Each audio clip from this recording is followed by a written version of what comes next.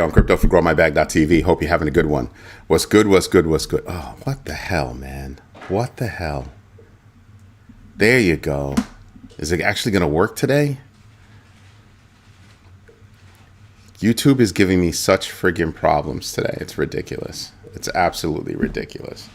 But here's to you, everybody. It's Eddie J on crypto4growmybag.tv. Hope you're having a good one. What's good? What's good? What's good? Sorry I'm late. Whole 2 minutes. My gosh. I'm late. Even my mother was asking me, hey, I have nothing to watch right now. What's going on? Yeah, so she wasn't pleased. She was not pleased. But it's been a long but really good day. So I'm really happy about that. Let's just start this. I forgot to ask you guys a question.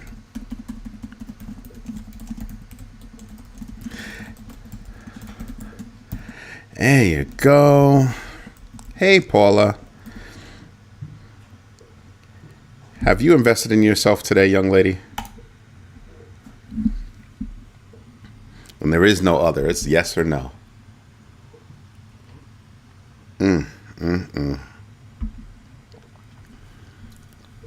It's been a super duper long day, and YouTube seems to have a problem where I start a new one and it's just doing whatever the heck it wants to do, and I don't understand why.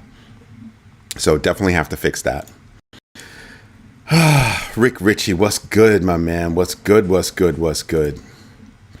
So I'm just shutting things down because it's the end of the day, and I know I have work to do after the show, but I know what work I have to do. So that's good.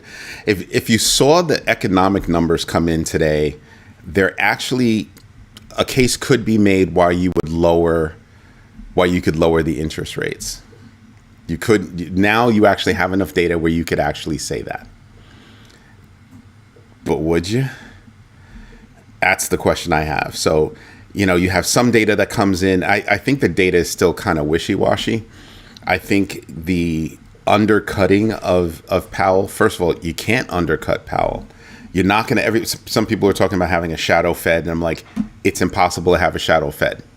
There's only one person that can make those rules, and it's him, period. And he's not leaving until May. So all the false bravado, whatever, man, whatever, right? I just think that the United States just doesn't have time for that. None of us have time for that. So is it going to give me a blank screen? Because that would be great. Oh my gosh, you wouldn't believe what I'm seeing right now. This is ridiculous. All right, not going to be able to fix that tonight. Aloha. Aloha, aloha, aloha. Oh, look at that. You answered the quiz today. That's a good thing. That's definitely a good thing. In terms of news, what we got? Valeria Bitmama Fedyakina, I think that's how you pronounce her last name, got a 7-year sentence for a $23 million Bitcoin scam. Yeah. So that was awesome. That's definitely awesome. And I don't know if you've noted, but Strategy's got a lot of lawsuits going against it. And it's because of all the coin that they own. People are suing them over that. And I'm just kind of like, huh? Like, I don't understand the lawsuits. I don't understand the lawsuits. You're suing us because we own a lot of Bitcoin? Just, what are you talking about?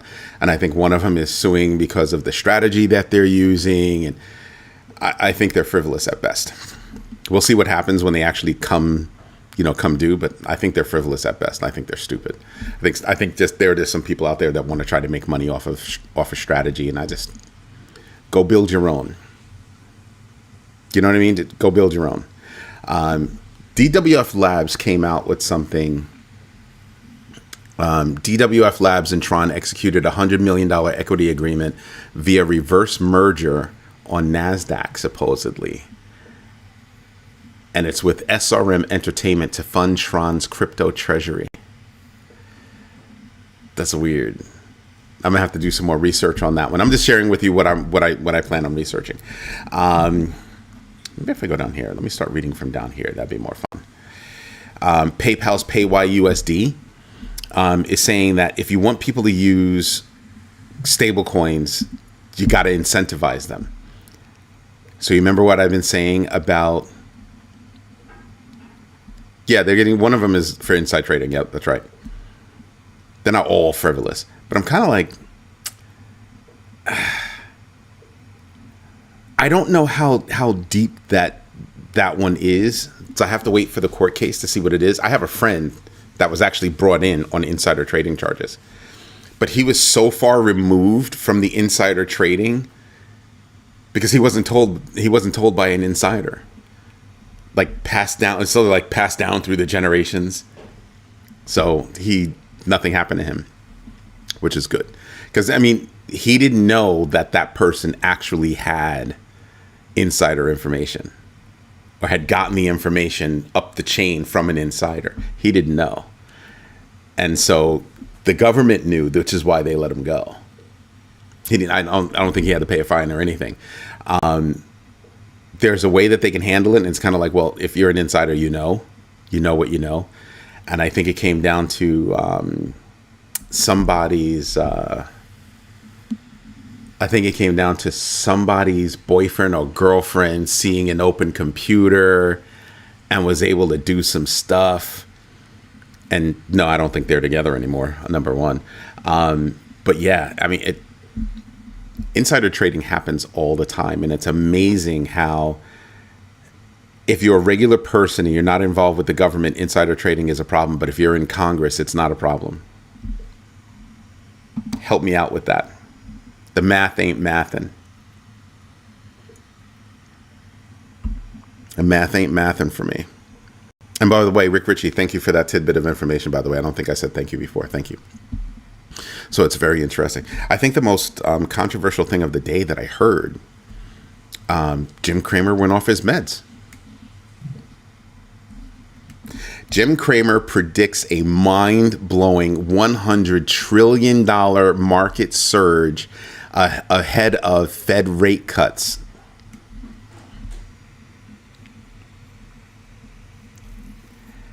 Immediately, the internet does what it does, and they started putting it into the inverse Cramer, right? Because nobody believes what Cramer has to say when it comes to certain things. That people are just like, do the opposite of whatever this guy says, you'll make money. Kind of works out sometimes like that. So I don't know. I'm kind of like, let me just fix the chats too. I don't know why the chats are not defaulted to show you everything. They're not. They're defaulted to show you the top chats. What does that even mean? The top chats. Sometimes I look at these platforms and I'm just like, you have opportunities for improvement. Anywho, $100 trillion market cap. Jim Cramer claimed that $100 trillion is about to enter the markets, sparking significant, attention despite lacking specific details. I don't think there's $100 trillion on the planet. Maybe there is. Maybe there is. I mean, we owe 37, right? How much money is actually on the planet? I haven't done that research. Maybe somebody else can. I knew it at one point and I totally forgot about it. But I'm just like, how do you think $100 trillion is coming? Maybe he meant million and you just hit TR when you meant M? Or maybe you meant billion and you hit TR instead of B. But trillion, $100 trillion is going to come into the market? How? That's what has everybody kind of wondering. Like, how does that happen? What kind of math are you using? What kind of special algebraic, equation are you running to make that work? Like, people are really scratching their heads. Even I'm wondering, like, again, how much money is on the planet? If Behutanic, the operative word in your sentence is everything. If I tokenize every window in my house,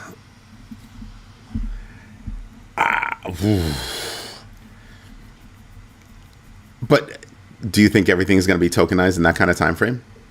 By the Fed rate cuts? By the next Fed rate cuts, we're going to see 100 trillion. I mean, no, you couldn't even do that with real estate.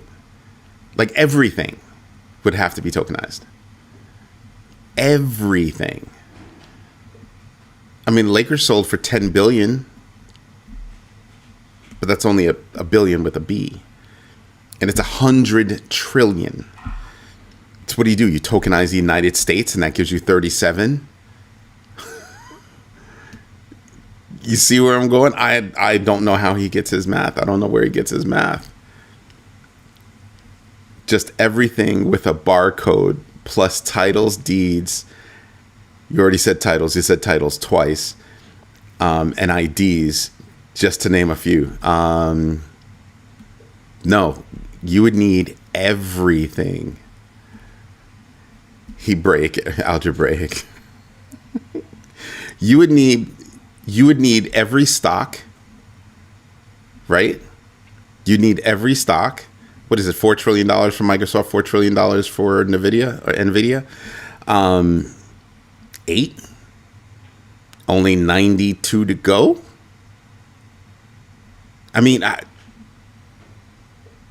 that's not going. Let's forget the math on what you would have to do to get there. It's still not going to happen in this time frame. It's not going to happen in this time frame. I would like somebody to just do a search on what is the complete value of the U.S. stock market right now. Yeah, but you can't double dip. And I don't understand what the difference is between stable coins will be used to trade too. I don't understand what that significance is in that conversation. I'm lost on that. You might have to explain it to me. I don't see how that works.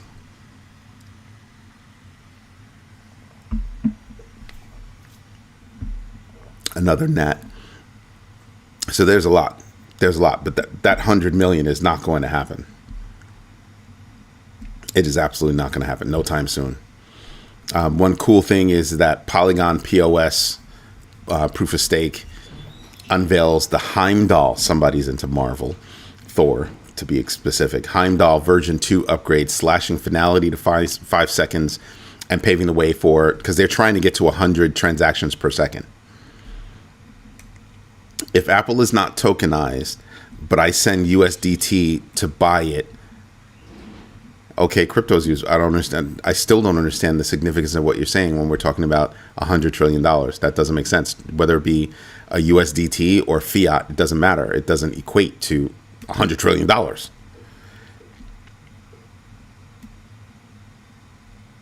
See what I mean? And it's not the payment side that makes it tokenized. It's the tokenization of the stock itself, right? I've all the way said people were complaining about $37 trillion was bad. What will they say when it's in the hundreds of trillions of debt? Listen, dude, you're looking at a budget that they're trying to push through that tacks on another $5 trillion. They're going to raise the debt limit another $5 trillion. So who cares if we have $37 trillion in debt? We're just going to pump that puppy up to, $42 trillion in debt. Who cares? What? Wars have been started over debt, over money. Wars, real deal, people die, wars.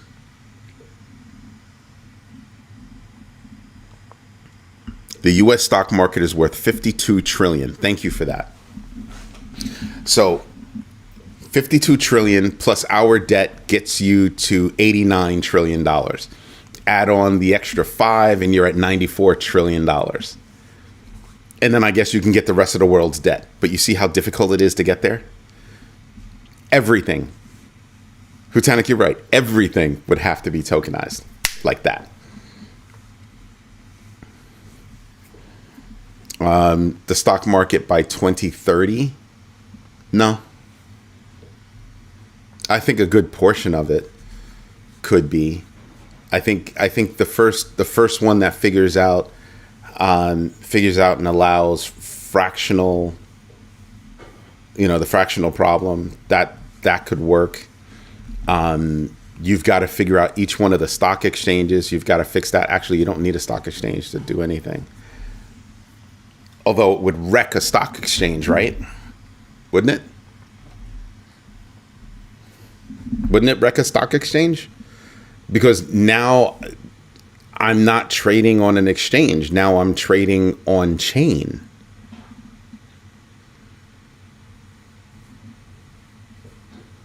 You did. I saw it a while ago. And there was an article that I published. It would take a lot. There's a lot to figure out. It's governments need to figure out taxes on crypto, and the stock markets are going to have to figure out tokenization unless they do it themselves so they can stay in the mix. But you don't need a stock exchange to do it. There are companies out there that are doing it with what they currently hold as stock. That bypasses that whole system, doesn't it? Because now it's on chain. So a portion of your stock is on chain and a portion of your stock is traditional. Oh, that's going to be fun.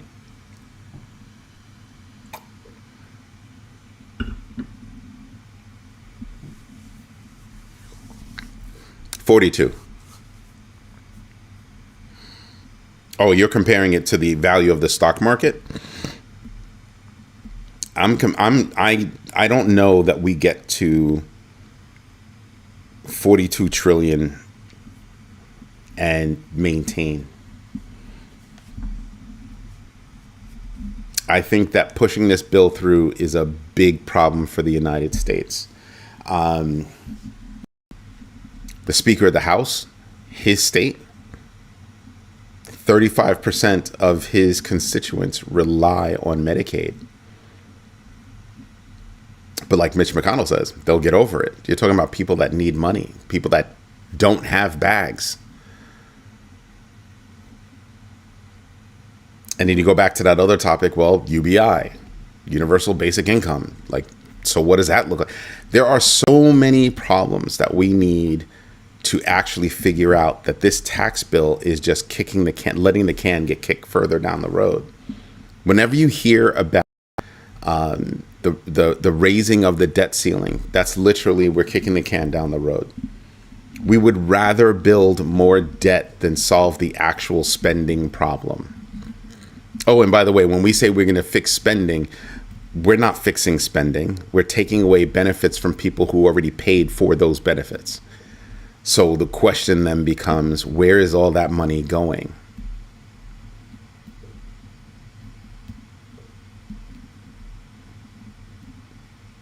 It's going to the wealthy. The tax plan doesn't hurt anybody except for the people that are not wealthy. I mean, you have places right now where you can't even get homeowners insurance. We're moving. I don't know if you guys are paying attention to the insurance problem that we have right now. Lieutenant, correct me if I'm wrong, but auto insurance is a freaking problem. There are people out there that are going to be driving without auto insurance. That little racket, because it is a racket. That racket that says you must have insurance is going to implode, in my humble opinion. How does it not? How does it not? Okay, am I missing anything in the chats? That's where the money will come from. The stock market? No, it's not. That's not where the money is going to come from. I don't think so. Unless I'm missing something. I don't see how that works. Reinsurance cannot find investors. There you go. First, that's not even the first sign. It's another sign in a string of signs. Oops. I'm telling you, the insurance industry is... Everybody's thinking about, well, the next big bubble is going to be real estate again. Could be. It's insurance again. Remember AIG? I keep telling you guys, watch that movie.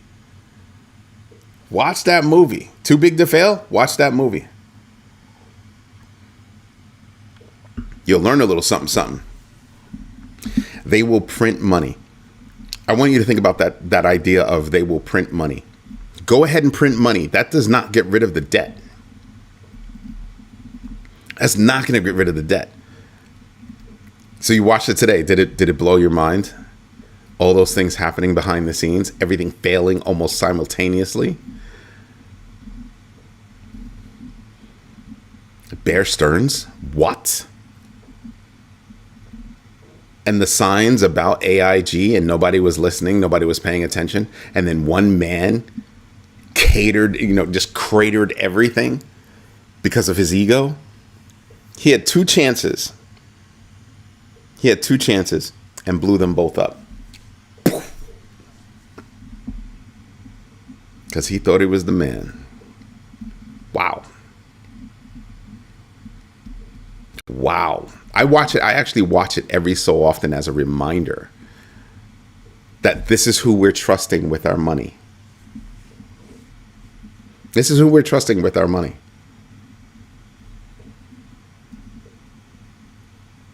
At some point, banks are going to feel it because there's going to be a banking revolt. Look at how many times a bank, has a customer who has their money stolen and they go, oh, well, that's not on us. That's on you. You let them do it. Because it doesn't hurt them. It does not hurt them. That's a problem. Reinsurance was talking AI 3 years ago would help margins. They want insurance companies to take 50% each year to catch up. Actuaries recovered from alcohol. Dude, yeah. I don't understand I know you're trying to make a point. I do not understand what you're saying. Let's break it down. Talking AI, what does that mean? They were talking AI 3 years ago. What does that mean? They were talking to AI 3 years ago. It would help with margins. So you're saying they wanted to implement AI 3 years ago? The insurance industry is notorious for not jumping on to technology. Notorious. They're slow as molasses when it does that. When it comes to technology, it is. I mean, I used to consult a very large insurance firm, and they had calculations running from an Excel workbook that everybody in the company, including the cleaning people, literally could access. If they knew where it was, they'd be able to access it. There was no security around it, nothing. Huge insurance company, not AIG level, but a really huge insurance company. And just whatever. And you're like, what? People ask me, how come when we consult clients, we don't invest in their stock if they're publicly traded? And my answer is always, if they're calling my company, they're in trouble. They've got fundamental problems. So why would I invest in a company that has fundamental problems?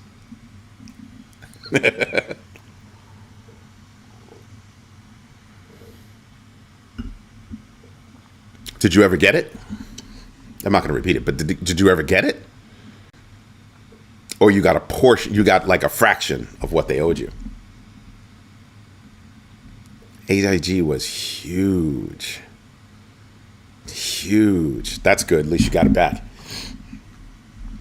But they allowed these companies to run rampant. They allowed these companies to do what they did to make money. They allowed these companies just to run amok. And when those companies failed, who picked up the tab? We did. We did. Too big to fail? We paid for it. What did we get out of it? Loss of insurance coverage. Push it down the road and you see, like you look back and you go, so we did all this stuff, all these insurance companies, and what did we get? Butt kiss. Not cool.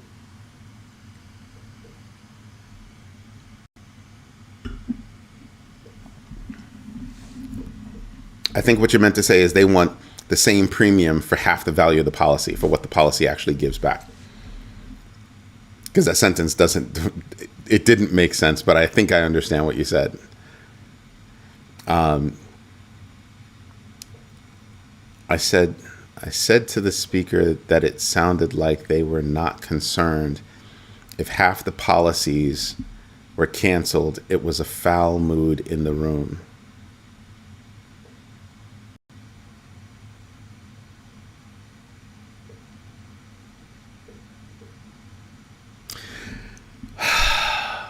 One would think, right? No, same premium on 50 policies as it was on 100 policies. Yes, charging twice as much for the same policy. Same number of okay.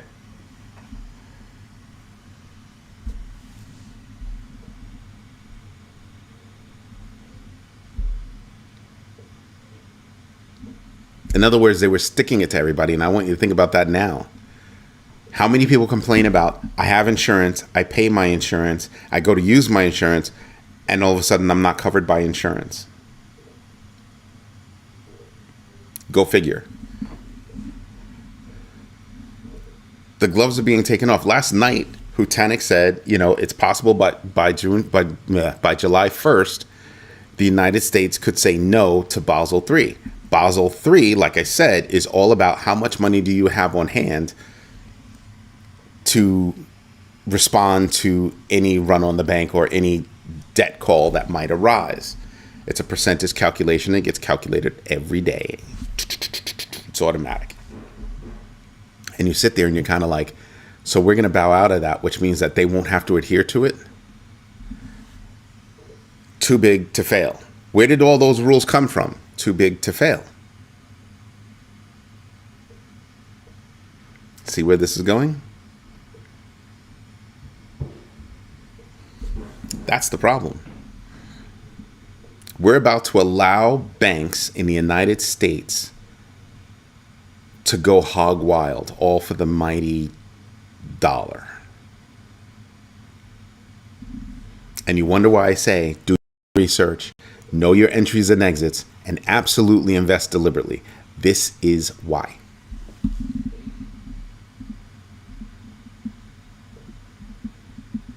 I would word that differently. I would say that auto and home insurance are close to being insolvent. Some of the companies involved with it are close to being insolvent. Can't handle anything. You've already seen insurance companies leave markets. Leave markets. All that's left in that market is like the state insurance fund or whatever. Like, what? What you talking about? What you gonna do? Good luck. AIG was my only stock trade, and it made me and the family money when they were getting a new CEO long before the crisis. Yeah, AIG was a company you could depend on. Period. And then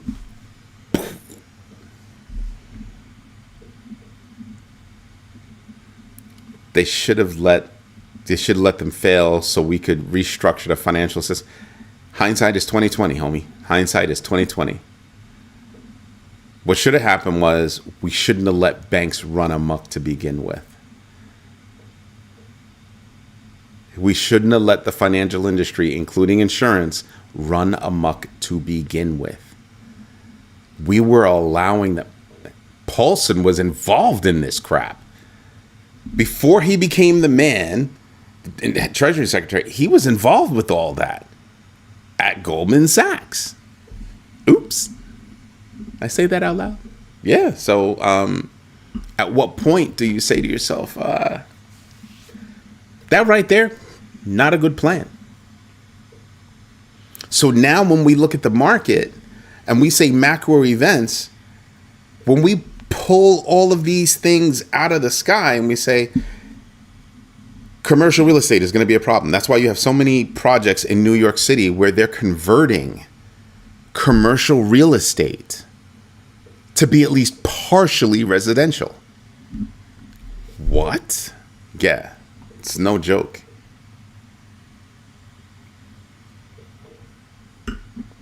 At least partially residential.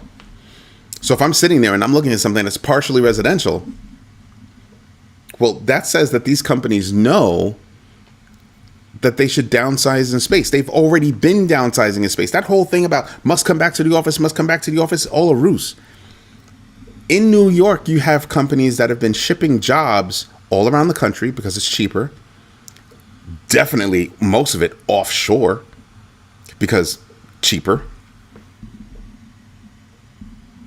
And they know that people aren't coming back to the offices. They know that. Go look up some of these companies and see what kind of real estate holdings they have in other countries, like, India. See how much money they spent on those buildings so people could come to the office and go to work. And the reason why you want to do that, because not every place in India has good internet access, good power, all that stuff. So they need some place to go. You see where this is going. And we're just hemorrhaging those jobs. It's nuts. There are still people from Helene who haven't gotten claims resolved. Shocker there.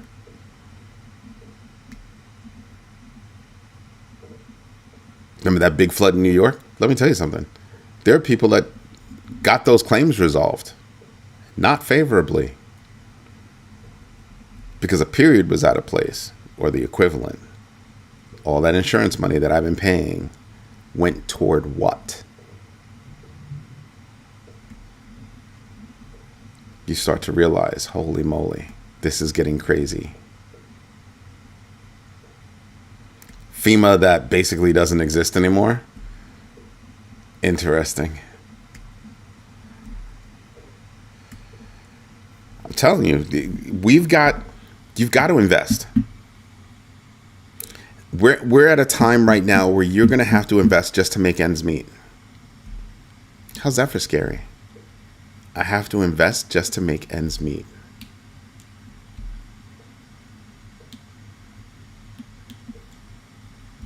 That's scary. That's not a little thing. That's huge. Huge. Huger than huge. So yeah, I think about all that. I absolutely think about all that. Because it's not so funny. I have a lot of friends that are reading books and boning up and doing online research on how to invest. Why? Because they're realizing that I have a decent job and my decent job barely gets me through.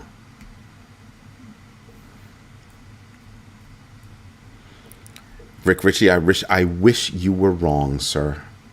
That statement right there, I wish you were wrong. What statement is, the whole economy is a bubble. The whole economy is a bubble. What part of the economy is doing well? Name one. If you're not wealthy, what part of the economy is doing well? I had a guy no buy insurance or buy insurance on a $800,000 house, or not buy insurance on an $800,000 house. He said it was a waste of money. I thought about saying something, but he was right. If you have enough money, if so, it is a waste.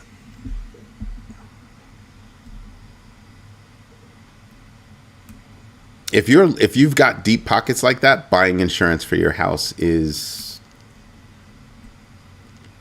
stupid. You might as well self-insure. Oh, my heating system went out. Okay, I'm going to go buy another one. Because you look at all the services that are out there right now for your house.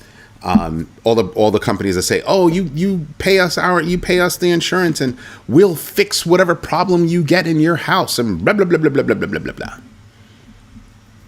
Until you figure out how much that costs. Go look up some of those companies. I called one once. I'm not going to say which one it was. I'll say that, they talk about, keeping things away from you, an apparatus that would keep things away from you. So I called them and I was like, oh, so you have insurance and stuff. Well, yeah, we have different levels. Huh? Okay. What's the best level and what do I get with it? It was a lot of money and I wasn't going to get jack. It was a lot of money. I wasn't going to get jack. Because it's not that broke. It's how it broke. When it broke, where it broke. Yeah, nah. Laughing at perspicacious question. Would you insure yourself? Would I insure myself? Yeah, sure. If I had that kind of money. It's called self-insured. There are people that do it. Because at some point, the amount of money that you're paying for insurance, what do you get for it if your insurance company doesn't back you up?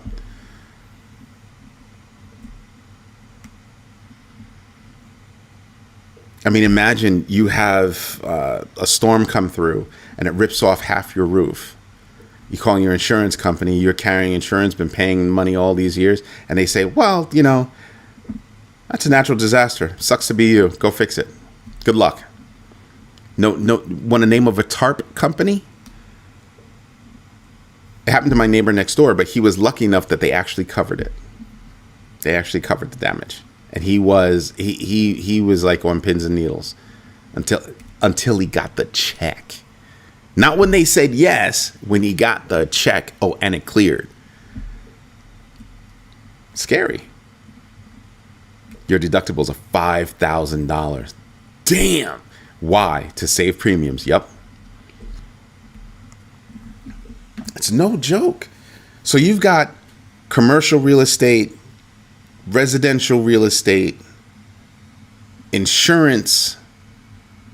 What else is there? That's a bubble. What else is there? That's a bubble. Our debt, the United States debt.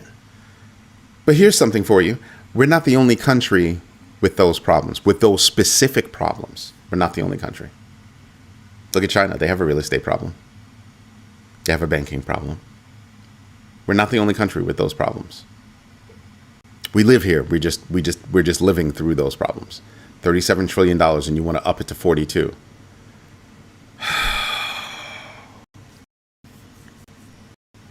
Make it make sense. And you wonder why my nose is in the news all the time. And then you got people that seemingly are crackheads talking about $100 trillion market cap or $100 trillion in money is coming into the market. How? How? He's being dragged. The internet is dragging, Jim Cramer, like right now, just dragging him. The cost of insurance is self-insurance plus premium.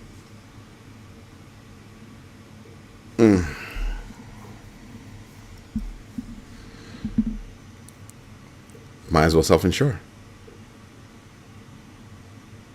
Don't know if that's going to work. I mean, think about it. How do we get out of this? First, you have to understand how we got into it. Then you can figure out how do we get out of it. But how do we get out of it is stopping people from getting us into it. See how that goes? It goes just like this. And it's all the rich people, it's all the wealthy people, it's all the corporations, it's all them that are demanding or dictating how we handle things. The next bubble that happens, it'll happen again, and the public will have to pay for it. And I think that's when you're going to see a revolt, not a revolution or anything like that, but I think that's when you're going to see just people not voting for who they thought they were going to vote for, because here we are again. Except this time, there's so much information. And there are so many people out there right now that are having, FAFO moments where they're now realizing, holy freaking moly, this is what I voted for. I didn't think it through. And I admit I didn't think it through. It's actually affecting me. Yeah. It's actually affecting you. Problem. Big problem. United States and China fall under the too big to fail, and the Federal Reserve are their bailout. Greed is how it started. Rick, I wonder sometimes if greed is a strong enough word. Because at some point, greed turns into being malicious. And that turns into just being evil. And remember, part of evil is vile. So just imagine. Greed is not strong enough of a word. We've dealt with greed before. It's just that now we're looking at greed at almost exponential levels. The distance between, a CEO and the lowest paid person at a company now is mind-blowing at some of these companies. Mind-blowing. It's scary. It's absolutely scary. It would be like that no matter who was voted in. No. You need to vote in people that are going to say there are going to be term limits, and you cannot have worked for a lobbyist. You cannot have been the beneficiary of. So like, you can't work for a lobby, but I'm your son and they gave me a job or whatever. You didn't receive direct benefit, but your family did. That's how they run these things. So that they scoot around certain rules and stuff. Why do so many mayors go overseas to scout things, see people, talk business? They're not talking business. They got a free vacation. We need to cut things like that out. We need to make it so that people aren't tempted, because if they're tempted, they will do it. You have to make it so that they're not tempted. Insider trading, no more. Kill that. There's so many things that we could do that we have not done because it's not in their best interest. People do it themselves. Insurance has been abused for 20 years, buying roofs. It has come back to bite the consumer. Man, you got to learn how to type slower. That is not going to happen the next 20 years, I promise. We have to make it more difficult for people in power to stop being in power. You shouldn't be a congressperson or a senator or a president and feel like you are in power. That's what's affecting our economy right now. That's what's affecting the global economy right now. That's some serious business. Right? You have gold mines that have been, taken back by, countries like Niger, because the deal was supposed to be 65% for us, 35% for Niger, the gold companies, and 35% for Niger. And then they found out that they were only getting 10%. Since the 70s. So they seized back the mines. Uranium, for Niger, it was uranium, and that's how France is powering itself. And you realize, holy moly, greed is so beyond. Altcoin season started today, Vince? Is that really what you're saying? Did it? Let's see. Nope. Not from what I see. Nope. I don't see how altcoin. You mean by like just the date when it was supposed to have started? So I haven't read about. It's the big BM of a bill, but go read about it. Go read the bill. Don't read about it. Read the bill. Read the bill.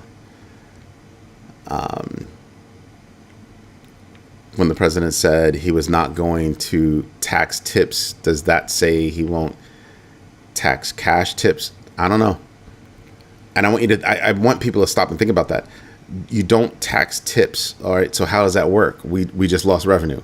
And it was a gimme to, to the small worker. But what happens with that? I'm telling you, we're not in a good place. Funny how the useful idiots will demonstrate almost daily for some of the BS cause such, yeah, but totally ignore the destruction of people's wealth and their ability to do anything about it. But that's why we have this community, right? So we can try to figure out what to do about it.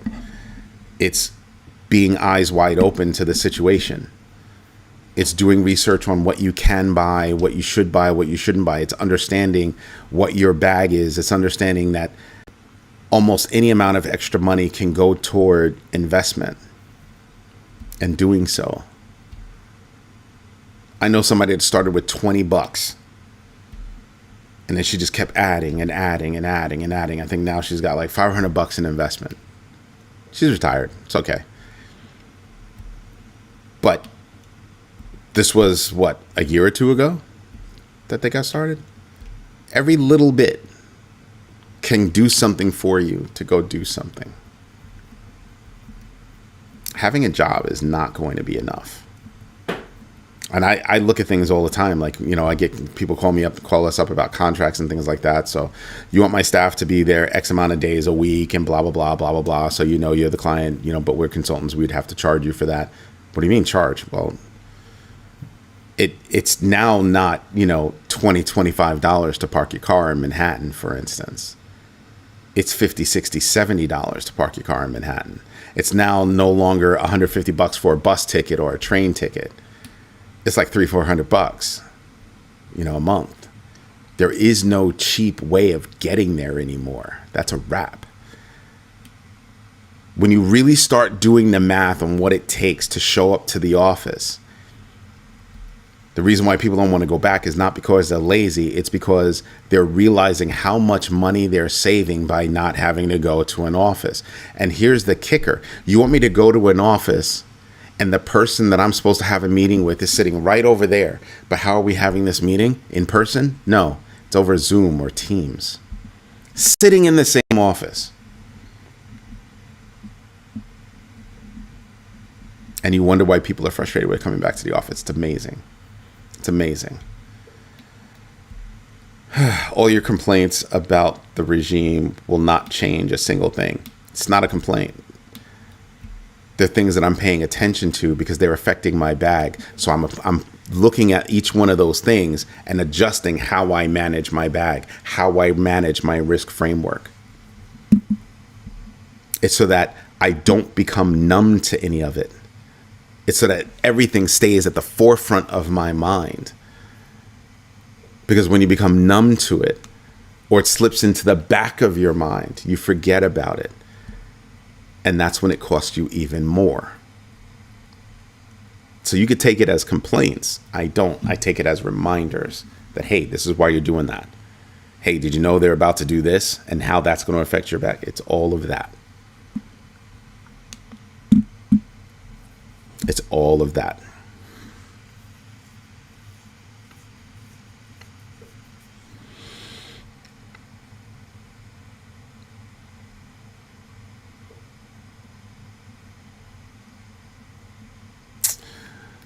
Fall on deaf ears. No, they fall on dumb ears. Who was the loudest? Like, I look at stuff like that and I'm just like, the best voter is an uneducated voter. So when I look at things, it's kind of like I have to take in each one of those factors as risk factors. If this happens, then what do I do? If that happens, then what do I do? Decision tree analysis level stuff. Understanding your risks. And you can only understand your risks by actually dissecting them. That's how I do it. That's how I pay attention to all that stuff. So they sound like complaints, and I do apologize for that. But it's for me to keep everything at the forefront of my mind so I don't let things slip. Because some of those things that I could let slip could have a profound effect on, on all my bags. Profound. So remember the other day where I was talking about, an Uber driver can have their account shut down and have money withheld, money they're counting on withheld, because somebody didn't want to pay an $8 fare. I read the article and I was like, wow. No excuse, no nothing. They just shut down your account. Owing you money. And if you get that money, maybe, like there's no definite, and nobody gets back to you. Have you noticed that a lot of these companies, where's customer service? It's all online. It's not a phone anymore. And if it's a phone, it's all electronic. If you're lucky enough to get somebody on the phone, it's somebody that's off in some other country that could care less. And when you say, I want to talk to your boss, I'm like, I don't have one. A lot of those times, they're not lying to you. They don't have one. They just receive calls, and this is what they're supposed to do. And nobody's really supervising them or that company. They don't really have a counterpart. Mind-blowing, isn't it? So yeah, I pay attention to companies that don't take care of them, don't take care of their customers. I pay heed to companies that, otherwise have been in trouble and aren't doing anything about it. I got a call about a Web3 company, and previously this Web3 company was giving out job offers and, all that good stuff. And then out of nowhere, these people were quitting their jobs to go start a new job. And then, oh yeah, no, we rescinded the job offer. Go check your email. Literally. I saw somebody at a major medical device company, some could call them number one, literally rescind the offer on the day the person was supposed to start work. Person was upstairs in the lobby. We were downstairs, 2 levels down, and this person was upstairs sitting in the lobby waiting to be brought into the building. And the person didn't even have the decency to tell them themselves to their face. They called their agency and said, yeah, no, we're rescinding the offer. When this person was standing there. And for what reason? None.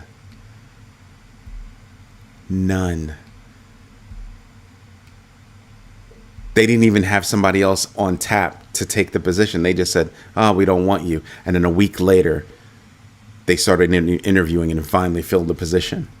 But you hired that person. So yeah, I pay attention to this stuff because it happens to more people than you think. And those people don't have money. Their sentiment changes. But it affects, there's a chain of events that happen.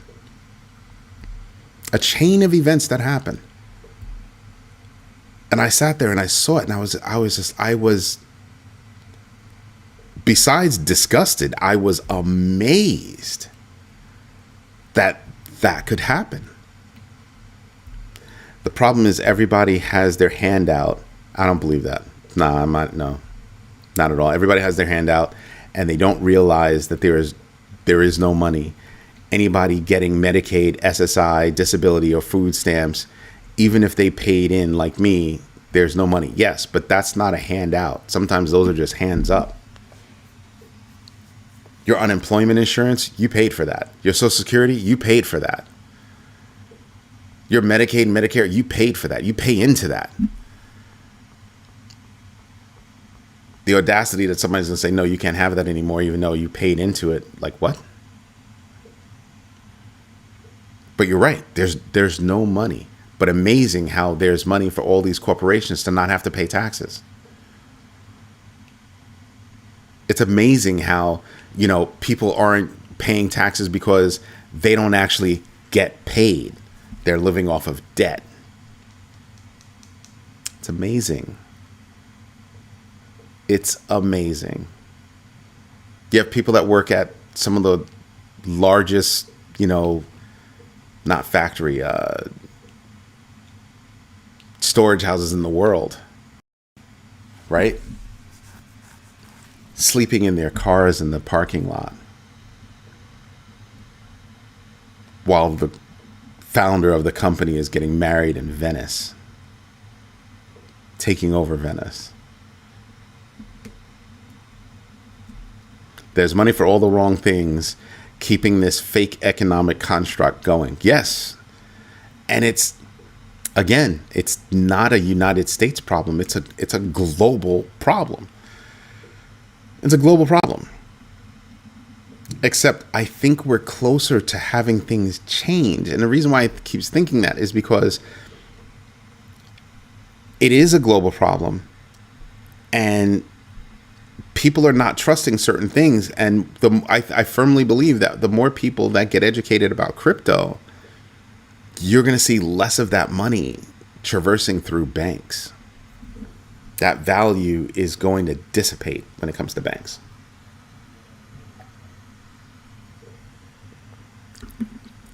That's what I'm thinking. Could just be me, but that's honestly what I'm thinking. Anyway, everybody, this is Eddie J on Crypto for GrowMyBag.tv. I hope you like what I'm doing. If you do, well, you know, smash the likes if you feel like it.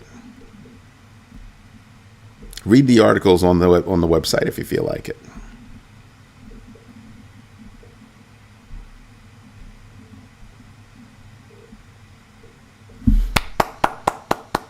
That's right, Rick Ritchie. Yep. And take away their lifelong benefits. Yeah, do that. Let you have to live like the rest of the country and stop putting you on a pedestal. You shouldn't receive lifelong benefits just because you serve for 2 terms or whatever it is. Like, nah, that's a wrap for you. Go get another job. Thank you for your service. Pat on the butt. Get out. Next. Yeah. Make changes like that. You'll start to see some changes happen. You'll start to see some changes happen. Oh, you want to invest in stock market while you're overseeing things? Nope. While you're serving, nope. Your stuff goes into conservatorship or whatever. That's how it happens. Boom. Let's keep it moving. Anyway, this is Eddie J on Crypto for GrowMyBag.tv. Hope you like what I'm doing. If you do, smash the likes. Tell your friends about us. Join the community. We're growing. We're growing, which I am a little bit happy about. I'm a little bit happy about that. So it's me, but yeah, I'm thrilled about that. And definitely, if you have a chance, check out the website as it is now. That's why I was late today. We were still working. And when I close this out, I'll be back to work. But yeah, I'm having fun. We're doing a lot, but I need you to do just one thing. Do your own research, know your entries and exits, and absolutely invest deliberately. Do the GMB3. It can't hurt. It can only help. It can only help. And not just when it comes to crypto, but crypto, stocks, bonds, treasury, all that stuff. Getting into a business, starting your own business. The GMB3 applies. Don't believe me? Buy the book. It applies. You'll see. You will see. Anyway, everybody, have a great night. Thank you for your time. Thank you for your patience. And absolutely, thank you for your trust. Everybody have a great night. Bye-bye.